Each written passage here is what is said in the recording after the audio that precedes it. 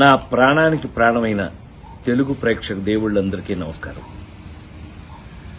మొన్న Robin Hood pre release ఈవెంట్లో అనుకోకుండా డేవిడ్ వార్నర్ మీద నా నోట్లోంచి ఒక మాట దొర్లింది. అది కేవలం ఉద్దేశపూర్వకంగా చేసింది కాదు. అసలు నా ఉద్దేశం, నా గురించి మీకు తెలియదేముంది. ఆ ఫంక్షన్కి వచ్చే ముందు మేమందరం కలిసి ఉన్నాం. ఎంత అల్లరి చేశాము అని అంటే గనక నితిన్ని అతన్ని మీరంతా నాకు పిల్లలు లాంటి వాళ్ళు అన్న అంటే గట్టిగా వాటేసుకుని నేను మెదలకుండా ఉండకుండా నువ్వు యాక్టింగ్ చేస్తున్నావు కదా, నువ్వు యాక్టింగ్లోకి రా, నీ సంగతి చెప్తానన్నా.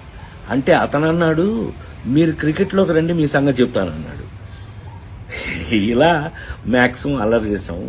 అల్లరి చేసి ఆ ఫంక్షన్కి వచ్చాము. ఏది ఏమైనా I love David Warner. I love his cricket.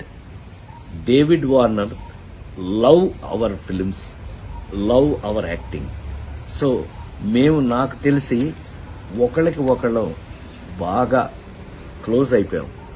ఏది ఏమైనా ఈ జరిగిన సంఘటన మిమ్మల్ని ఏదైనా మనసు బాధ పెట్టినట్టయితే ఎవరినైనా తెలియకుండా, నేను నిజంగా ఉద్దేశపూర్వకంగా అన్నది కాదు కాబట్టి, అయినా కూడా ఐ ఫీల్ వెరీ సారీ. నేను మీ అందరికీ సారీ చెప్తున్నాను. అలాంటిది ఇంకెప్పుడు జరగకుండా చూసుకుందాం మనం.